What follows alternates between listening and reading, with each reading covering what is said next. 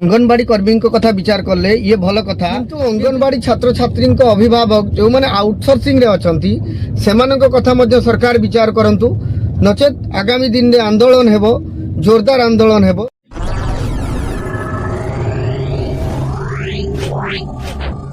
नमस्कार बंधुगण, जय जगन्नाथ। ये मोहन सरकार प्रथम बजेट 2025-26 जो 2,90,000 कोटी टंकार बजेट थिला से कौटी ना कौटी जदि आम देखा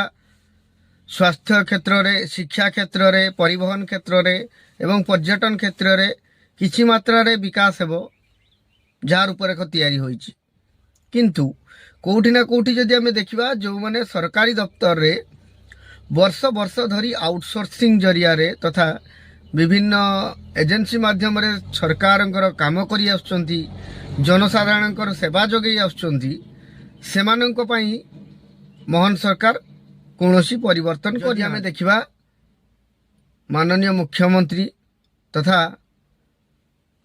पूर्वतन विरोधी दलर मुख्य सचेतक मोहन माझी विधानसभा रे से स्वर उत्तोलन करथिले। जो माने आउटसोर्सिंग जरिया रे अछंती, साधारण जनता पई काम करूचंती, सरकार पई काम करूचंती, सेमानंकर पाप कोन, सेमानंकु काहे कि एते कम दरमा दिया जीवो, तांकर चाकरीर स्थायित्व नाही, ये समस्त दिगरे सी सेतेबेले स्वर उत्तोलन करथिले। तेणु जेहेतु एबे नूतन सरकार ओडिसा रे समस्तंकर आशा भी आमे देखिबा राज्य सरकारंकर 42टी विभाग रे समस्त विभाग रे आउटसोर्सिंग कर्मचारी अछंती,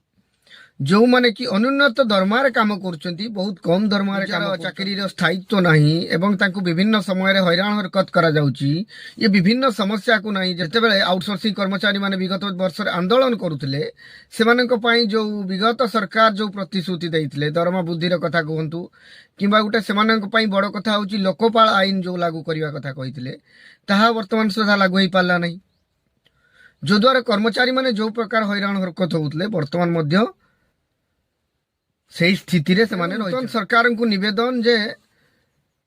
एई वर्गर कर्मचारी मानक पई समस्त दिग को विचार करी ये आउटसोर्सिंग कर्मचारी मानक विचार करा जाऊ, सेमानकर चाकरी स्थायी करा जाऊ एवं सरकार समय रे जो जहा थिला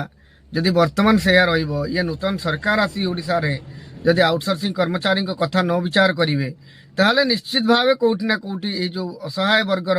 लक्षाधिक आउटसोर्सिंग कर्मचारी माने अछंती से माने आगामी दिन रे राजरास्ता को ओल्लेइबे, कार्य बंद करिवे एवं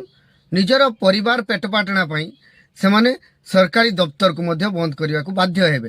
तेणु आम सरकार को निवेदन करूचु जे सरकार एभलिया व्यवस्था रे थिबा आउटसोर्सिंग कर्मचारी मानक भली असहाय कर्मचारी को तांकर न्याय दिया जाऊ।